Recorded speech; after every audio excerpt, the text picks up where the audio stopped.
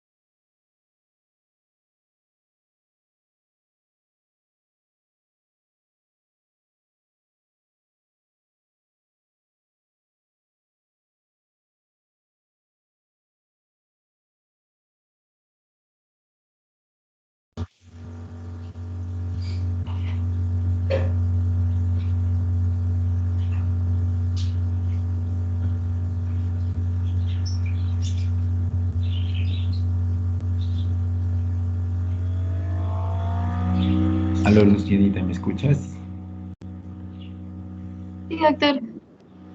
Ahora sí. Sí, doctor. Solo escucha. Entonces, ¿hasta dónde me escucharon, Lucianita?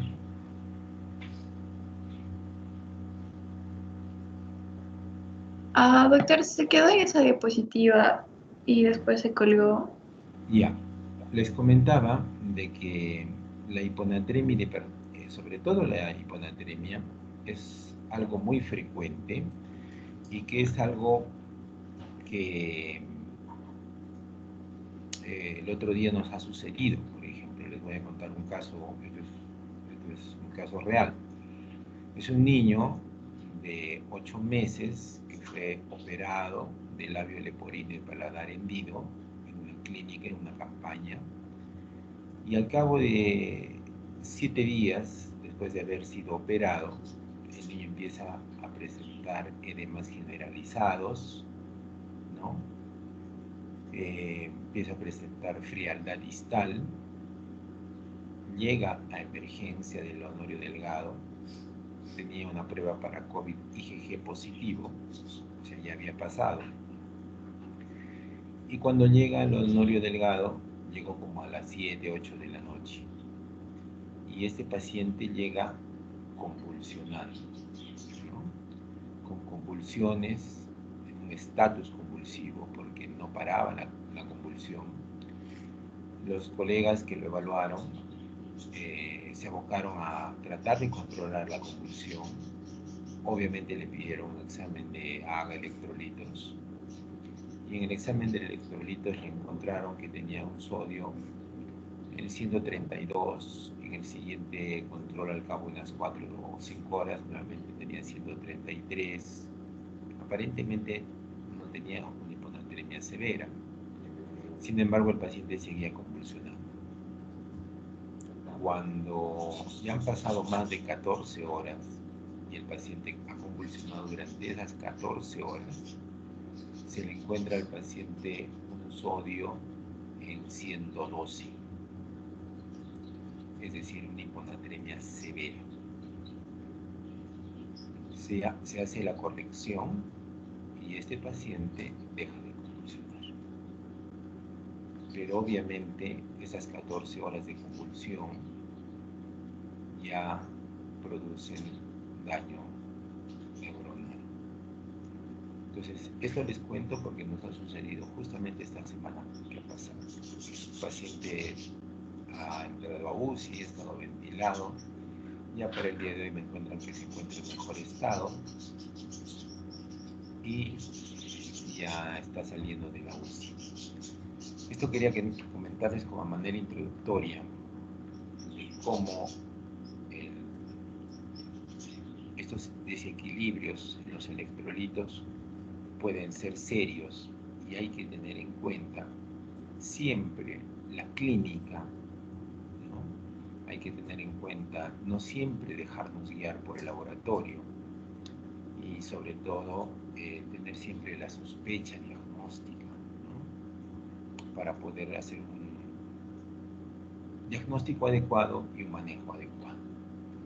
Entonces, habiéndoles comentado este caso a modo de motivación para que ustedes vayan viendo cómo es que las hiponatremias pueden llegar a tener serias complicaciones, empezaremos hablando siempre algo sobre un poco de balance hídrico, porque es importante, y luego hablaremos ya de los temas específicos que es la hiponatremia e hipernatremia. Bien, entonces empezaremos. Entonces, hay algunos conceptos básicos que de nosotros tenemos que tener en cuenta.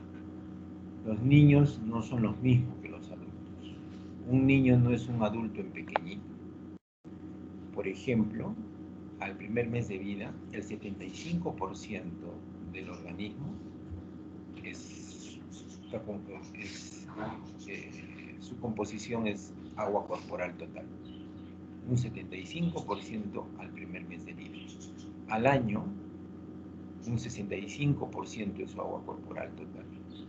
En el adulto, el 60% de su organismo representa el agua corporal total. En los niños tenemos que manejar superficie corporal y peso, ¿no? A diferencia de los adultos. Es muy importante en los niños, para cualquier cálculo, tener en cuenta su superficie corporal y su peso. En el niño, la superficie corporal es mayor, las pérdidas insensibles son mayores, la pérdida de energía es mayor, el consumo de calorías es mayor, sobre todo, por ejemplo, en pacientes que están hospitalizados, que están posoperados, o pacientes que entran a UCI. Un paciente que entra a UCI se duplica sus requerimientos calóricos y sus requerimientos proteicos. Tenemos que considerar también que en el niño hay inmadurez a nivel renal, porque está en proceso de desarrollo, por lo tanto tiene una capacidad disminuida para concentrar la orina y para diluir la orina. La diarrea aguda sigue siendo una importante causa de morbilidad y mortalidad. Tanto así que, por ejemplo, en esta pandemia de COVID, hemos visto que en los niños, ¿no? Se han presentado muchos casos de COVID gastrointestinal, más que COVID con manifestaciones respiratorias. Por ejemplo, en el recién nacido, la hipertrofia congénita del píloro, que se empieza a manifestar a partir del mes o a partir del segundo mes de vida, ¿no? Puede conllevar a que este niño también tenga una pérdida importante de líquido, porque el niño va a estar vomitando y entonces puede llevarlo a una deshidratación, ¿no? Los líquidos en nuestro organismo están divididos, ¿no? Están separados. Una característica fundamental es que el agua constituye la mayor parte del organismo, dijimos hasta un 57% de la masa corporal, por ejemplo, en los animales adultos. Ya hemos conversado de eso también, les he mostrado al inicio cómo es, les voy a mostrar ahora cómo es la distribución en el cuerpo humano. Los fluidos no se encuentran repartidos de forma homogénea, ¿no?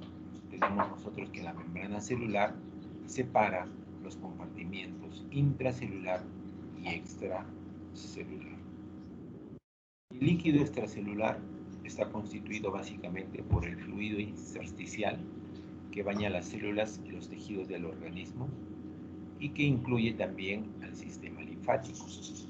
El fluido vascular, ¿no? Lo que está dentro de los vasos sanguíneos, incluye lo que es el plasma, la fase líquida que es la sangre, que contiene en suspensión los elementos formes que ustedes ya conocen. Y los fluidos transcelulares, que son los líquidos especializados y no compartidos por todos los tejidos, como por ejemplo el líquido cefalorraquídeo, el humor vítreo, ¿no? El humor acuoso, los líquidos de las cápsulas articulares y los líquidos serosos de las diferentes cavidades, como por ejemplo en el espacio pleural.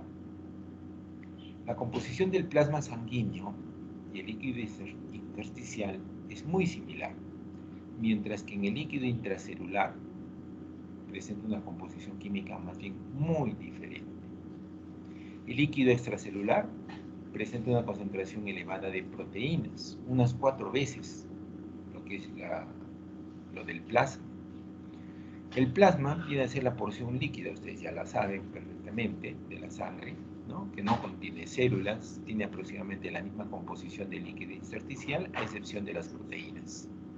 Está en constante cambio con el líquido intersticial a través de los poros de los capilares y corresponde más o menos al 25% del líquido extracelular.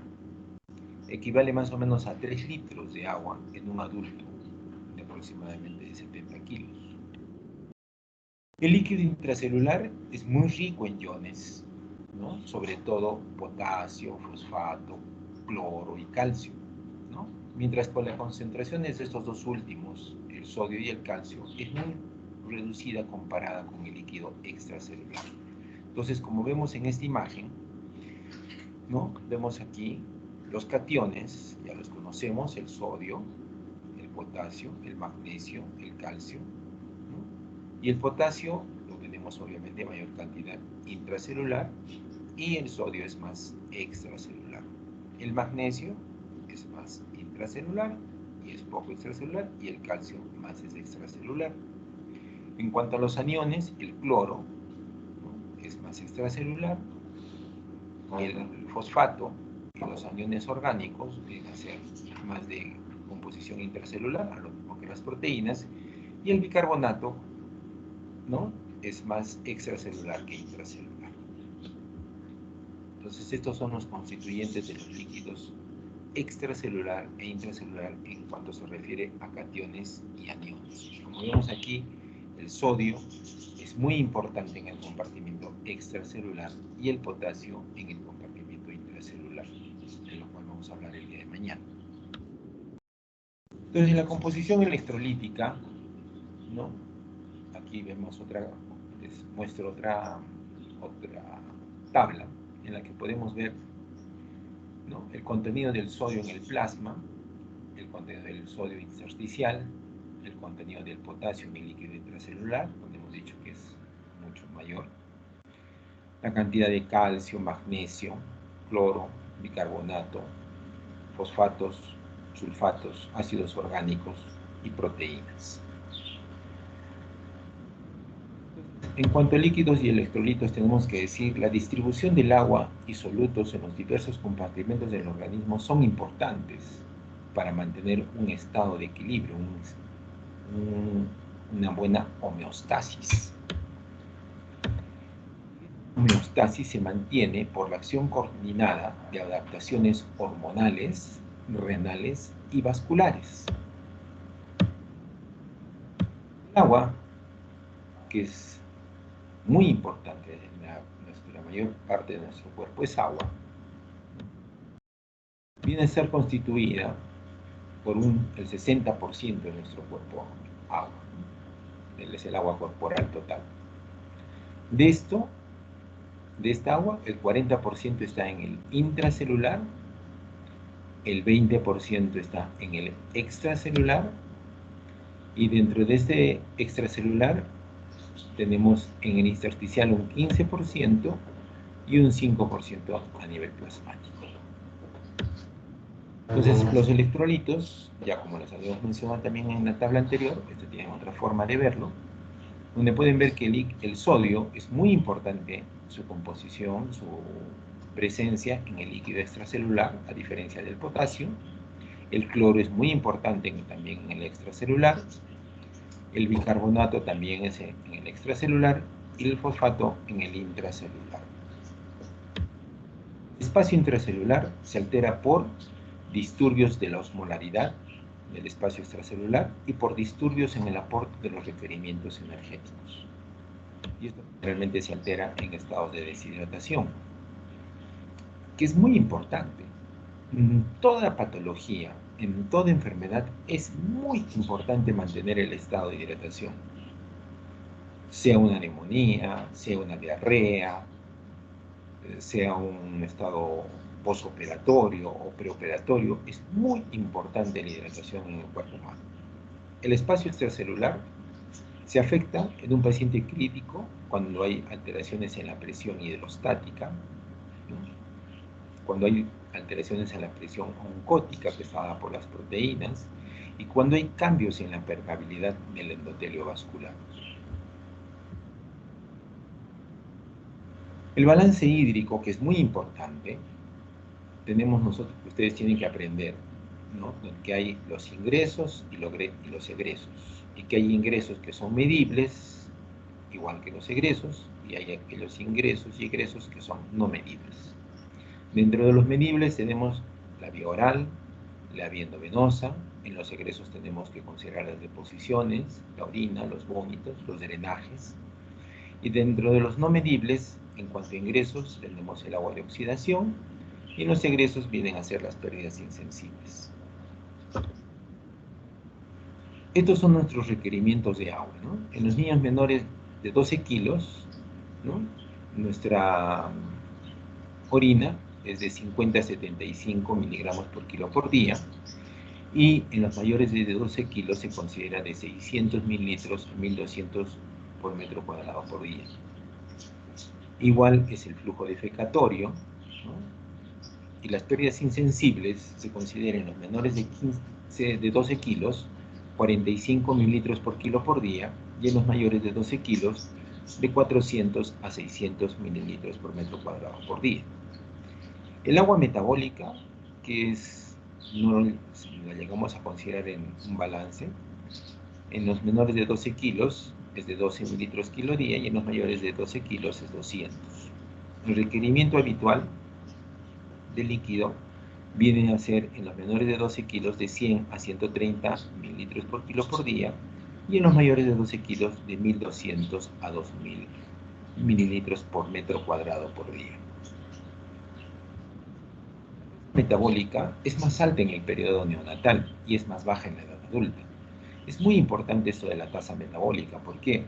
Porque nuestra tasa metabólica se incrementa cuando, por ejemplo, nosotros cursamos con una enfermedad de cualquier etiología. El hecho solo de estar, como les dije, hospitalizado y peor en una UCI, esa tasa metabólica se duplica. Y hay varios métodos para relacionar las necesidades, ¿no?, basales con el peso corporal.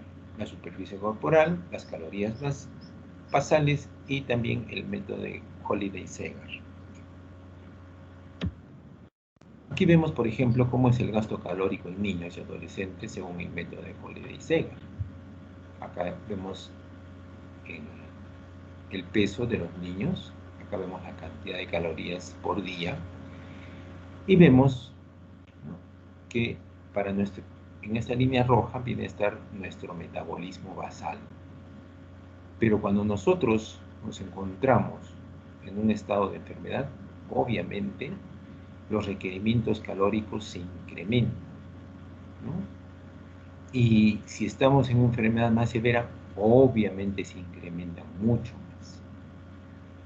El gasto calórico de mantenimiento, solamente para mantener el metabolismo mínimo basal, ¿no?, según con el método de Holiday-Segar, se dice que en los menores de 10 kilos es de 100 calorías por kilo, en 10 a 20 kilos de 50 calorías por kilo, y en los mayores de 20 kilos es de 20 calorías por kilo.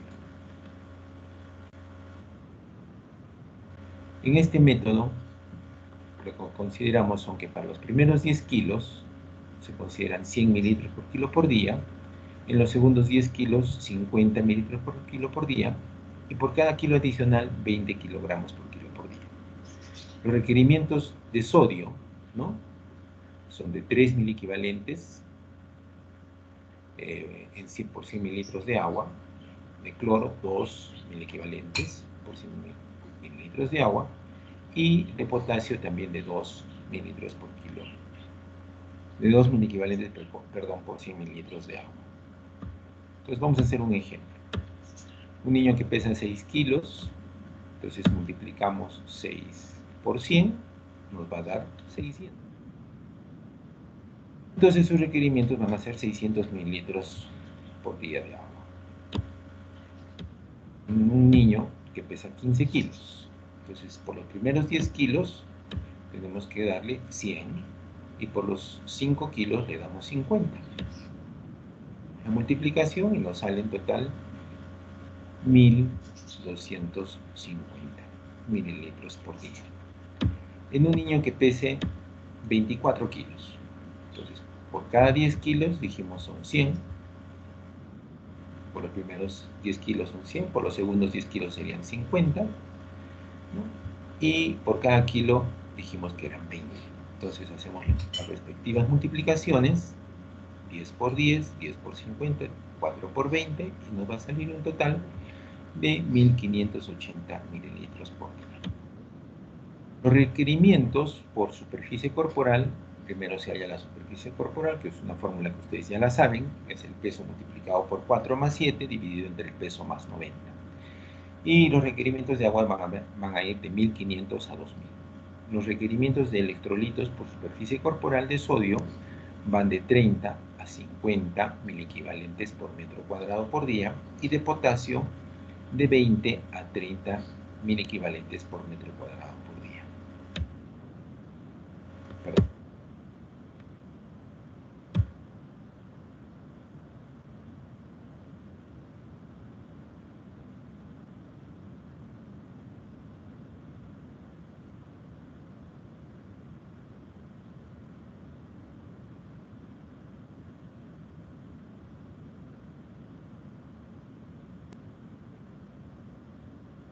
Entonces, un niño que pese, por ejemplo, 30 kilos, su superficie corporal va a ser de 1 metro cuadrado. Los requerimientos de agua van a ir de 1.500 a 2.000. Consideremos un término medio de 1.700 mililitros. El sodio, su requerimiento va a ir de 30 a 50, entonces consideramos 40.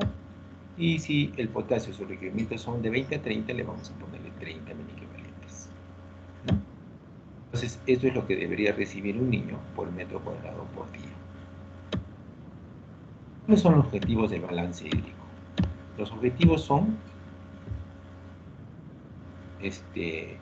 evaluar, básicamente, si el paciente está deshidratado o no, evaluar cómo está su estado neurológico, cómo está su estado cardíaco, cómo está su estado renal, ¿no? Esos son los objetivos, básicamente, del balance hídrico. Ahora vamos a hablar de los trastornos del metabolismo del sodio. Entonces, en el caso de los trastornos del metabolismo del sodio hablamos de dos, la hiponatremia y la hipernatremia. El sodio en el plasma es el sodio total corporal más el potasio total corporal dividido entre el agua total corporal. Eso es el sodio plasmático. Cuando hablamos de hiponatremia, cuando hay retención de líquido. Cuando hablamos de hipernatremia, cuando hay déficit de agua. Entonces, en el caso que les comentaba de este niño posoperado, él hizo hiponatremia. Y por eso cuando llegó con edema. Entonces él estaba haciendo una retención hídrica.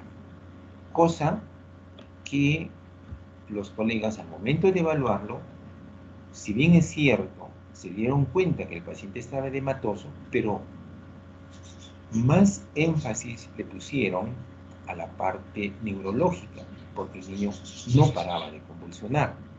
Sin embargo, ellos ya debieron de darse cuenta que este niño, al estar edematoso, tenía una retención de líquido.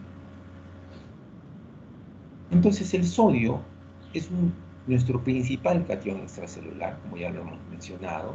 Su concentración sérica varía de 135 a 145 miliequivalentes por litro. Fíjense ustedes, es igual que el pH. La concentración sérica de los márgenes del sodio son muy estrechos, no son muy amplios. Sus requerimientos por kilo, ya lo hemos mencionado, 2 a 4 miliequivalentes por kilo por día. Sus requerimientos por metro cuadrado, se los repito, de 30 a 50 miliequivalentes por metro cuadrado por día. Y por caloría metabolizada es de 2 a 4 miliequivalentes por 100 kilocalorías metabolizadas. La hiponatremia. Entonces, al haber una disminución del sodio plasmático, disminuye la osmolaridad del líquido extracelular. La osmolaridad del líquido intracelular es mayor, entonces favorece el ingreso de la entrada del agua hacia la célula. Si esto se ha producido en menos de 48 horas, se habla de una hiponatremia aguda.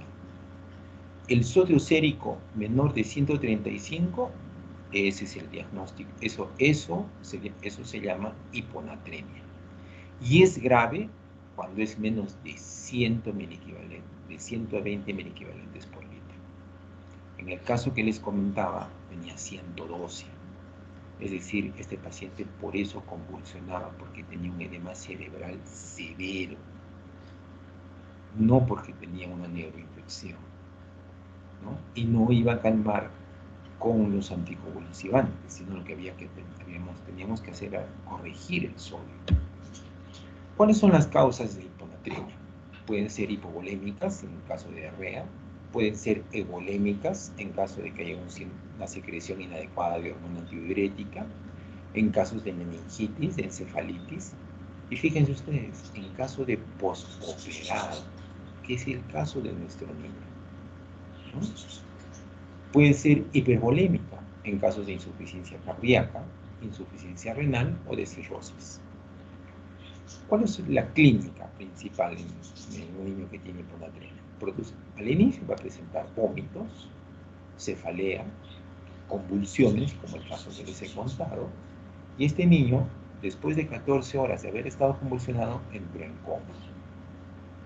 Tenía hipotensión arterial, por eso sus extremidades estaban frías, tenía un lleno capilar de 5 segundos, el niño estaba en shock y estaba cursando con una insuficiencia renal aguda. Entonces las causas, nuevamente, para que no las olvidemos, ¿no? Pueden ser hipovolémicas, hipervolémicas o euvolémicas.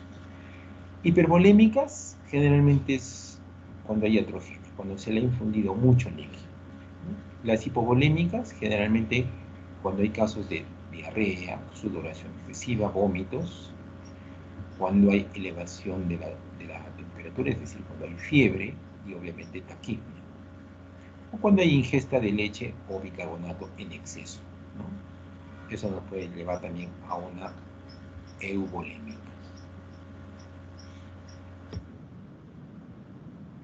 Entonces, este sodio, estamos hablando, lo normal es de 135 a 145 miliequivalentes, y hablamos de hiponatremia cuando está por debajo de 135.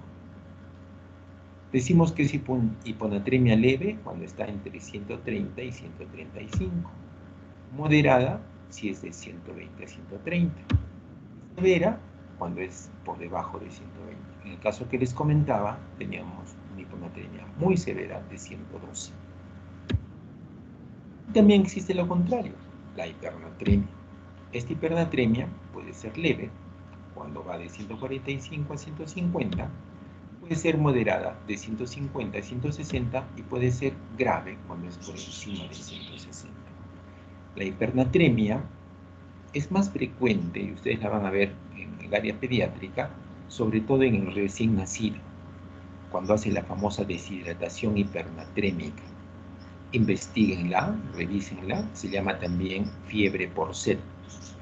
Son recién nacidos que en sus primeros días de vida, como no reciben muchas veces el aporte oral necesario, que debe ser lactancia materna exclusiva, porque tengan ustedes en cuenta que en las primeras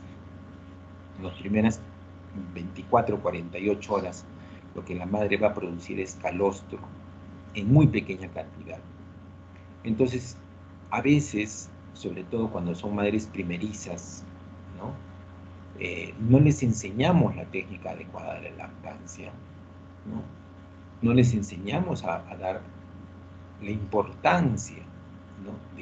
de la lactancia materna exclusiva. Sobre todo, creo yo, no les enseñamos, y esto debería enseñarse desde los colegios, ¿no? Cómo dar de lactar a un niño, para que no haya este tipo de deshidratación. Entonces, los recién nacidos en la primera semana pueden presentar una deshidratación, y esta deshidratación va a ser una deshidratación hipernatrémica, que les va a producir fiebre. Yo he tratado de investigar a lo largo de estos años cuál es el mecanismo íntimo fisiopatológico de por qué la hipernatremia produce fiebre. Y lamentablemente no lo he encontrado. No he encontrado el mecanismo íntimo. Así como, por ejemplo, la glucosa, si bien es cierto, sale a través de la membrana basal, ¿no? A nivel del riñón, ¿no? ¿Cómo es que la glucosa regresa al intravascular? Ese mecanismo de retorno de la glucosa, del ultrafiltrado a nivel renal, cómo regresa al torrente sanguíneo, es un mecanismo que hasta el momento no está bien descrito. De igual manera no está muy bien descrito, ¿no? ¿Cuál es el mecanismo íntimo por qué la hipernatremia produce fiebre? Si alguno de ustedes lo logra ubicar, mándenme el artículo o el MMA y coméntenme, porque es un tema que desde hace muchos años me apasiona y no hemos logrado cuál es la razón del por qué sucede, pero sucede que los niños, los recién nacidos sobre todo en sus primeros días de vida, acuden con fiebre, con una gran pérdida de peso, ¿no? Y eso se llama deshidratación hipernatrémica o fiebre por sed. Y esta corrección en estos casos tiene que ser muy lenta, porque si no puede producirse lo que se llama mielonisis pontina, que es un daño de la neurona que es irreversible y que va a dejar secuelas para todo el resto de su vida. Muy bien. Entonces, hablando de la hipernatremia, La hipernatremia, como les comentaba, básicamente tiene que ver, hay que evaluar el volumen extracelular. ¿Cómo está el volumen extracelular en una hipernatremia? Si está bajo, está normal o está alto. Ese volumen extravascular está bajo, entonces pueden ser por pérdidas renales o por pérdidas extrarrenales, ¿no? Y ahí vamos a medir el sodio en la orina. Si está por encima de 20, se tratará de una diuresis osmótica o por ese efecto de diuréticos o por una insuficiencia renal aguda no ligúrica. Si es por pérdida extrarrenal, el sodio en la orina va a estar por debajo de 20, entonces puede ser de causas externas digestivas o internas cuando se forma un tercer espacio. Nuestra hipernatremia está con un volumen extracelular normal, puede deberse a una hipodipsia, o sea, falta de aporte, falta de ingesta, como en el recién nacido, una diabetes insípida que puede ser central o nefrogénica, y cuando este volumen extracelular es alto puede ser debido a líquidos hipertónicos que se han colocado, digamos, en forma iatrogénica, o por nutrición parenteral, o también cuando hay un síndrome de Cushing o síndrome de Cohen. En cuanto, ¿cómo hacemos el enfoque diagnóstico de la hiponatremia? Entonces, cuando el sodio sérico está debajo de 135, hay que valorar también el espacio extracelular. Entonces, si este está bajo, igualito, como hemos visto en hipernatremia. ¿Cómo es ese sodio urinario? Si ese sodio urinario está por encima de 20, será porque hay una excesiva diuresis o una insuficiencia suprarrenal. Si está por debajo de 20, será por diarrea.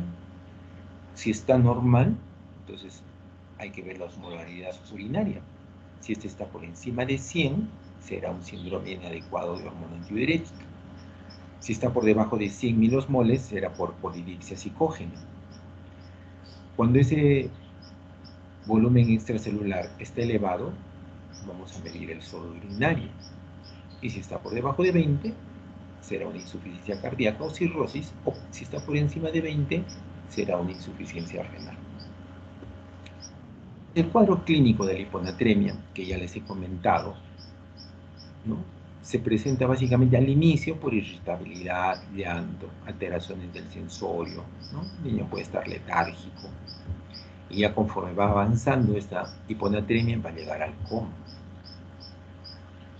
Miren, la convulsión se presenta en el 70% de los casos cuando esta hiponatremia es de más de 48 horas. Este caso que les comentaba tenía una semana, ¿no? Esto va a producir cambios cerebrales y obviamente va a haber vómitos, fiebre, dificultad respiratoria y por último puede llevar al óbito, a la muerte. A nivel del cerebro lo que se va a producir son desgarros vasculares a nivel capilar, hemorragia subaracnoidea o trombosis de los senos. Por eso digo, esto ya va a dejar secuelas de por vida irreparables. El tratamiento de la hiponatremia se hace lentamente, en 48 a 72 horas, no disminuir más de 2 miliequivalentes por hora, reponer el déficit de agua con fórmula, ¿no?, peso por 40, 6 shock hipovolémica. Este es el tratamiento de la hipernatremia, ¿ya? La hipernatremia, como les dije en los recién nacidos, se hace lentamente, en 48 a 72 horas. No se debe disminuir esa hipernatremia en más de 2 miliequivalentes por hora. Se debe reponer el déficit de agua con fórmula, ¿no?, peso por 40.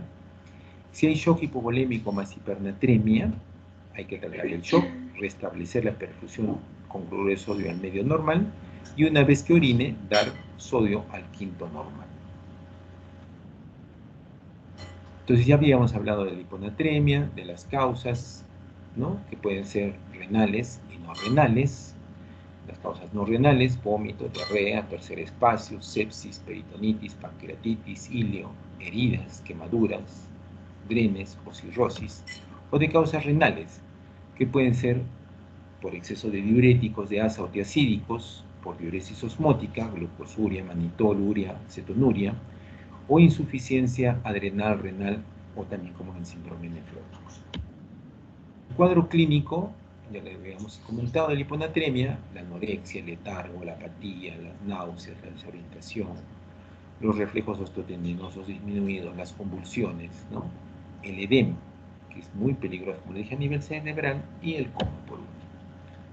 Entonces hay una hiponatremia con sodio total alto.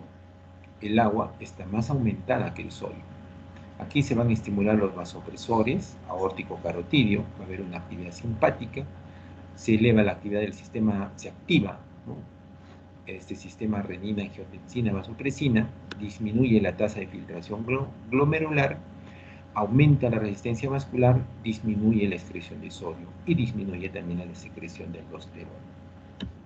Hiponatremia con sodio total normal, no hay edema, no hay hipovolemia, que se asocia al síndrome inadecuado de hormona antidiurética, generalmente en tumores malignos, ¿no? Alteraciones del sistema nervioso central, secundario a fármacos también, dolor, estrés, hipoxia, hipovolemia o insuficiencia cardíaca. Los osmoreceptores sensan estos cambios hasta tan mínimos como del 1%. La vasopresina, a nivel del tubo colector distal, aumenta el AMP ciclo y aumenta su permeabilidad. El tratamiento es controvertido, como digo, de la hiponatremia, al igual que la hipernatremia, porque puede producir una mielonisis pontina, que es el síndrome de disminución osmótica, que por disminución va a generar edema cerebral. También hay un mecanismo de compensación, ¿no? Y si se establece en 24 a 48 horas, se debe corregir también lentamente. Si es crónica, la corrección debe ser mucho más lenta. Cuando hay síntomas, la corrección debe ser rápida, ¿no? De la hiponatremia. Generalmente se utilizan soluciones isotónicas más diuréticos de asa, soluciones hipertónicas, también para que aumente la excreción de agua libre, un balance negativo. Se usa 5 a 12 cc por kilo de suero salino en 3%, y eso va a aumentar el sodio sérico en 5 a 10 mil equivalentes por litro. Y si no hay síntomas, se utiliza la fórmula, ¿no?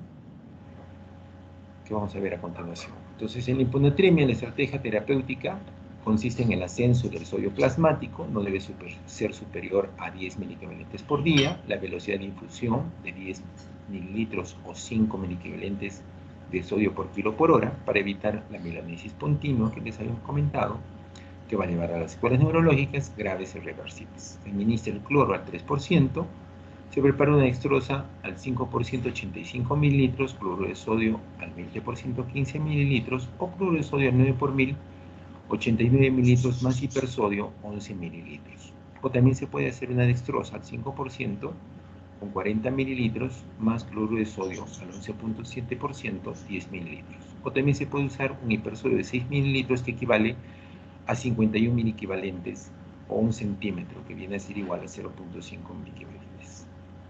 De esto se da 5 a 12 mililitros por kilo, o también se puede utilizar la fórmula que les había comentado, que es el sodio deseado menos el sodio hallado multiplicado por el peso multiplicado por 0.6. En el caso de la hipernatremia, dijimos que es una concentración sérica mayor de 145, es grave cuando es más de 160, se eleva la osmolaridad de líquido extracelular, atrae agua al intracelular, ¿no? Se produce una deshidratación celular.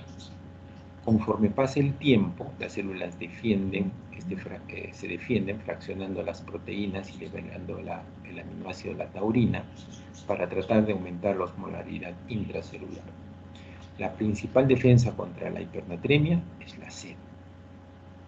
El líquido extracelular está más preservado y el líquido intracelular poco frecuentemente está colapsado. La hipernatremia tiene efectos a nivel cerebral.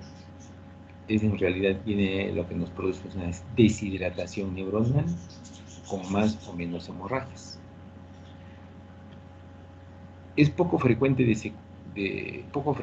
secuelas, ¿no? Porque presenta irritabilidad, llanto agudo, alteración de conciencia y convulsiones. Pero cuando ya dijimos que es una hipernatremia prolongada, severísima, va a llegar al coma y probablemente a la muerte, y puede tener secuelas neurológicas de por vida. Entonces aquí tenemos cómo se maneja una hipernatremia. Cuando está más de 145, hay que valorar siempre el volumen extracelular. Si este está bajo, Se consideran pérdidas renales o pérdidas extrarrenales, ¿no? Si el sodio en la orina está más de 20, dijimos diuresis osmótica, diuréticos, esto ya lo hemos visto. Sodio en la orina menos de 20, de causas externas, puede ser digestivas o internas, un tercer espacio. Si está normal, la hipodipsia, la falta de acceso al agua, la diabetes insípida central o nefrogénica. Y si el volumen extracelular está alto, puede haber debido a líquidos hipertónicos que se han colocado en exceso, a la nutrición parenteral, dijimos, síndrome de Cohen o síndrome de Cushing. El tratamiento de la hipernatremia es lento, en 48 a 72 horas, no disminuir, ya dijimos, más de 2 miliequivalentes por hora, reponer el déficit de agua, ¿no? Que viene a ser el peso por 40. ¿No? Si tolera la vía oral, se da esa cantidad, si no por vía parenteral, una dextrosa más sodio, ¿no? Más los requerimientos que tenga, más el déficit que se haya calculado. Si hay shock hipovolémico más hipernatremia, se trata el shock primero para tratar de establecer la perfusión con cloruro de sodio al medio normal, y una vez que haya diuresis se da sodio al quinto normal. No se olviden que el tratamiento de la hipernatremia es lento por los osmoles hidrógenos que aumentan la osmolaridad celular, la corrección es lenta porque hay edema cerebral. Por vía oral se puede hacer en 8 a 12 horas, por vía venosa hasta 160, igual que la isonatrémica, se puede utilizar 160 o 180 mililitros de reposición en el doble del tiempo, y cuando es de más de 180 la reposición se hace en 24 a 48 horas. Muy bien, eso sería todo. Muchas gracias por su atención. Si tuvieran alguna pregunta.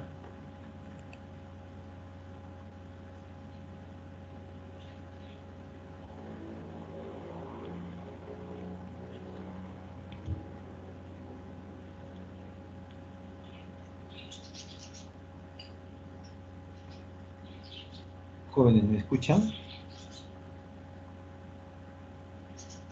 Sí, doctor. Ya, Lucianita, ¿alguna pregunta?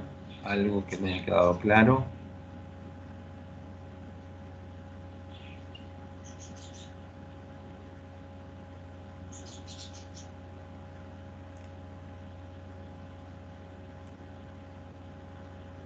Muy bien, jóvenes. Entonces, si está todo, asumo que debe estar todo claro, por eso no hay preguntas. Comentarles, ¿no? De que generalmente, como dije, la hipernatremia en el recién nacido, la deshidratación hipernatrémica es muy frecuente, ¿no? Saberla identificar, y también esta hiponatremia, saberla identificar. Ya les he comentado el caso del niño posoperado, ¿no? Y hay que saberla identificar para tratarla también adecuadamente. Muy bien. Entonces, si no hay más preguntas, Lucianita, creo que nos estamos viendo mañana. ¿A qué hora? A las 2:30, doctor. De 2:30 a 3:15. De 2:30 a 3:15. Ya. Muy bien, Lucianita.